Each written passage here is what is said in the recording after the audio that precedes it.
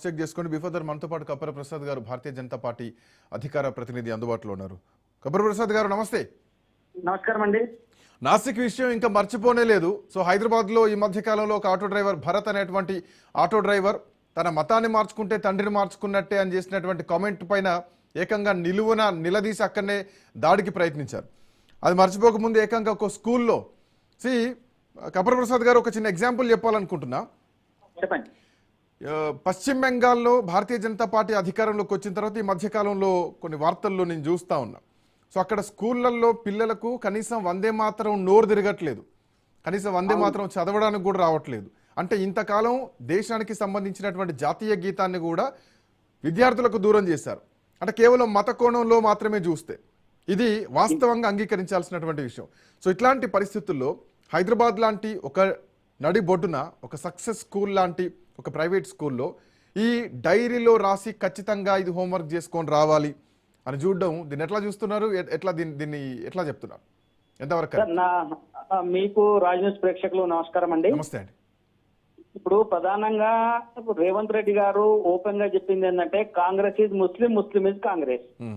అంటే కాంగ్రెస్ ఉంటే కాంగ్రెస్ కు హిందువులు, జైనులు, సిక్కులు, బౌద్ధులు ఎవ్వరూ అవసరం లేదు, కాంగ్రెస్ కు ముస్లింలు ఉంటే చాలని చెప్పి ఆయన ఓపెన్ గా చెప్పినటువంటి మాట. కాబట్టి మతోన్మాదాన్ని ప్రోత్సహిస్తున్నది, పెంచి పోషిస్తున్నది స్పష్టంగా కాంగ్రెస్ అనేది అర్థమైతా ఉంది. అందుకనే భారతీయ జనతా పార్టీ చెప్తుంది ఏంటంటే కాంగ్రెస్ అంటే కమ్యూనల్, కాంగ్రెస్ అంటే కరప్షన్. కాబట్టి కమ్యూనల్ కరప్షన్ కలిసినటువంటి పార్టీ కాంగ్రెస్ పార్టీ. కాబట్టి కాంగ్రెస్ పార్టీ పాలనలో ఇంతకంటే భిన్నంగా జరుగుతుందని చెప్పి అనుకోవడం మూర్ఖత్వం. అయితే విచిత్రం ఏంటంటే నిన్న ఆటో డ్రైవర్ పైన జరిగినటువంటి దాడి కానీ, ఈ రోజు స్కూల్లో కల్మా చదవమని చెప్పి విద్యార్థికి ఇచ్చినటువంటి హోంవర్క్ కానీ ఇవన్నీ చూస్తా ఉంటే ఏమైతుంది, ప్రభుత్వము ఏమాత్రము పట్టించుకోవట్లేదు. ప్రభుత్వం ఏం చేస్తుందంటే వాళ్ళ వైపున పూర్తిగా లొంగిపోయి పనిచేస్తున్నట్టు మనకు స్పష్టంగా అర్థమైతా ఉంది. ఇంకొకటి మనం ఓపెన్ గా అసదుద్దీన్ ఓవైసీ కానీ అక్బరుద్దీన్ ఓవైసీ కానీ ఇచ్చినటువంటి స్టేట్మెంట్లు చూసినాం ఓపెన్ గా. అట్లనే అక్బరుద్దీన్ ఓవైసీ యొక్క కళాశాల తల్కం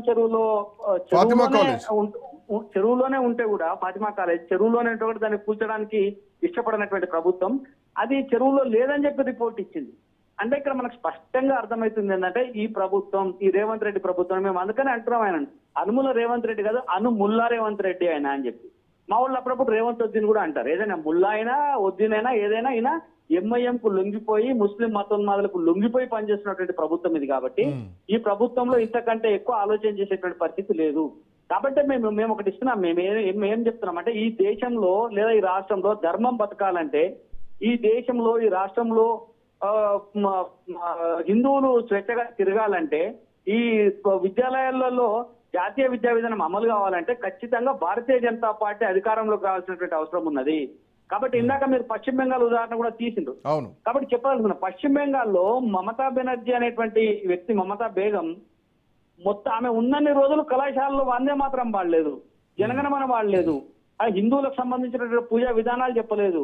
మొత్తం బంగ్లాదేశ్ లో ఏ రకమైనటువంటి విద్యా వ్యవస్థ ఉందో అదే విద్యా వ్యవస్థ మనకు బెంగాల్లో కూడా కొనసాగినటువంటి పరిస్థితి మనం చూసినాం.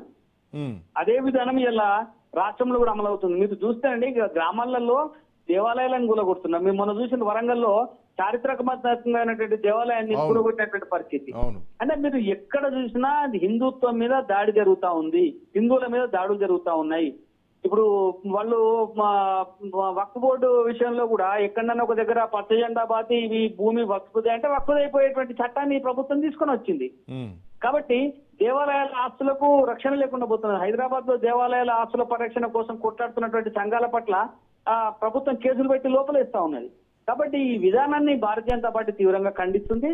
జాతీయ విద్యా విధానం ఉండాలి, దేశానికి సంబంధించినటువంటి విద్యా విధానాన్ని అమలు చేయాలి తప్ప ఒక మతానికి సంబంధించినటువంటి హోంవర్క్ ఇస్తూ కల్మా చదవమని చెప్పడం. అక్కడ మీరు చూసిండ్రు, కల్మా చదవకపోతే నరికి చంపినటువంటి పరిస్థితి దేశంలో ఉంది కదా. ఆ ఉగ్రవాదికి ఈ కల్మా చదవమని చెప్పినటువంటి టీచర్ కు పెద్ద తేడా లేదని నేను అనుకుంటా ఉన్నా.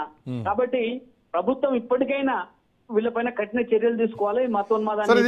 ఇది ఖచ్చితంగా ఒక హిందూ విద్యార్థి ఎవరైనా కానీ, ఏ మతమైనా కానీ బలవంతంగా మత మార్పిడి చేయడం అది రాజ్యాంగ విరుద్ధం అని చెప్పాలి. సో అట్లాంటిది చిన్నప్పటి నుంచే ఊహదలని వయసు నుంచే మరి 2వ తరగతి 3వ తరగతి నుంచే కల్మా చదవాలి అంటే ఆ విద్యార్థులు ఎట్లాంటి వాతావరణంలో పెరుగుతున్నారు, ఈ విద్యార్థులు భవిష్యత్తులో ఏం కావాలి, ఆ విద్యార్థులకు అక్కడ ఏం నేర్పిస్తున్నారు ఏంటి అంటే ఇది నథింగ్ బట్ గతంలో కూడా కొన్ని చర్చలు రావడం జరిగింది. ఒక మదర్సాల్లాగా తయారవుతున్నాయని చెప్పేసి భారత్లో కూడా అట్లాంటి పరిస్థితులు వస్తాయన్నటువంటి ఒక ఆందోళనకరమైనటువంటి పరిస్థితికి వెళ్తున్నాయి కదా ఇట్లాంటి ఉదాహరణలు చూసినప్పుడు.